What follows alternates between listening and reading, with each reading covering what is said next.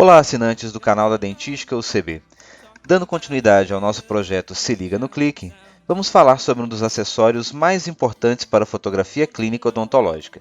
Se você pretende obter imagens intrabucais de qualidade, o primeiro passo é saber utilizar da maneira correta os afastadores labiais.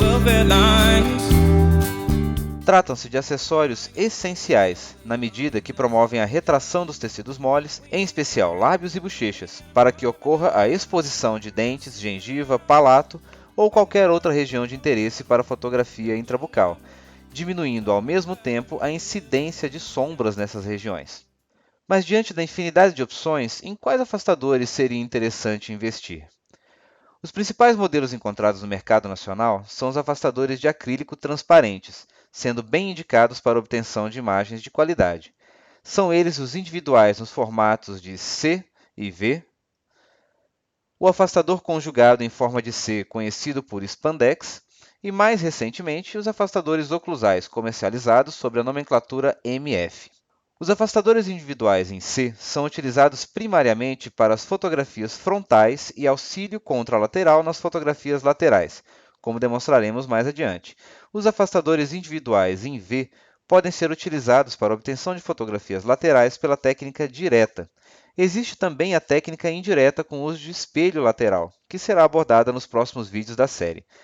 O spandex, além de sua utilização em procedimentos estéticos nas regiões anteriores, pode ser também utilizado nas fotografias frontais, com a vantagem de permanecer estável, sem a necessidade de ajuda do paciente ou de um auxiliar.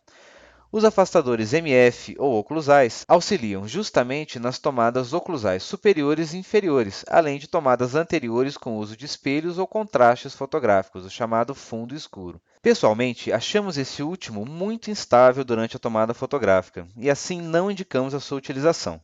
Para esse fim, sugerimos um afastador construído a partir da modificação do spandex, que chamaremos aqui de spandex modificado.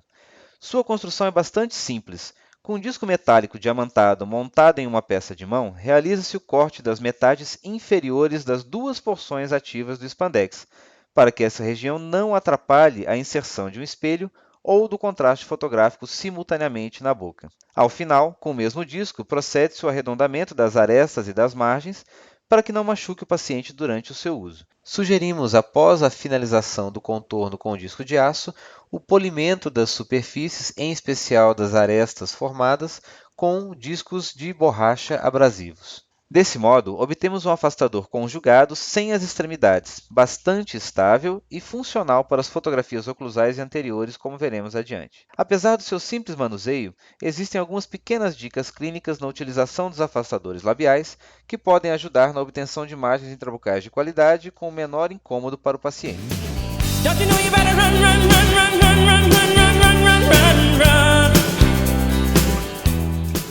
Para as fotografias frontais com os afastadores em C individuais, deve-se inserir primeiramente um dos lados, escorregando o afastador sobre os lábios ou com a ajuda dos seus dedos para tracionar os tecidos. Insira do mesmo modo o segundo afastador, tomando cuidado para que o paciente não morda o afastador. Afaste somente os tecidos moles. Peça para o paciente ocluir e evite puxar os afastadores no sentido posterior. Afaste sempre para a lateral. Além de interferir na imagem e nas áreas dos corredores bucais, há o risco de se estirar excessivamente os lábios na região anterior, incomodando o paciente. Então, afastamento sempre no sentido lateral. Uma segunda opção para o afastamento labial nas fotografias frontais é o spandex. Sua inserção se assemelha ao afastador individual em C, onde o auxílio com os dedos pode ser bastante interessante do ponto de vista do conforto do paciente. Uma observação importante é de que a alça de spandex deve ser colocada para baixo, na região do mento, e nunca para cima, para não machucar o nariz do paciente. Para o afastamento da tomada lateral pela técnica direta, utilizamos um afastador em V para o lado que queremos fotografar e outro em C para o lado oposto.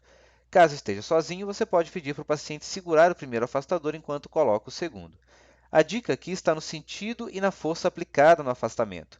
O afastador em V deve ser afastado para posterior, enquanto o afastador em C deve ser mantido em posição sem qualquer força de tracionamento. E, por fim, Para as fotografias oclusais superiores e inferiores, além de fotografias da região palatina ou com o uso de contrastes, utilizamos spandex modificado. Sua inserção obedece aos mesmos princípios já comentados. Uma vez instalados, tracionaremos a sua alça para obtermos um afastamento bastante eficaz, expondo toda a região cervical e impedindo sombras indesejáveis na imagem.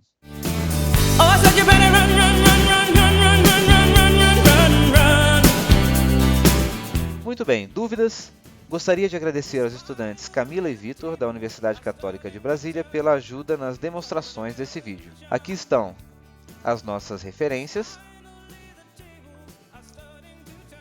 E em caso de dúvida, comentários, sugestões, críticas, já sabe onde nos encontrar. Além aqui do canal do YouTube, também temos um perfil lá no Facebook e também o nosso perfil diário no Instagram.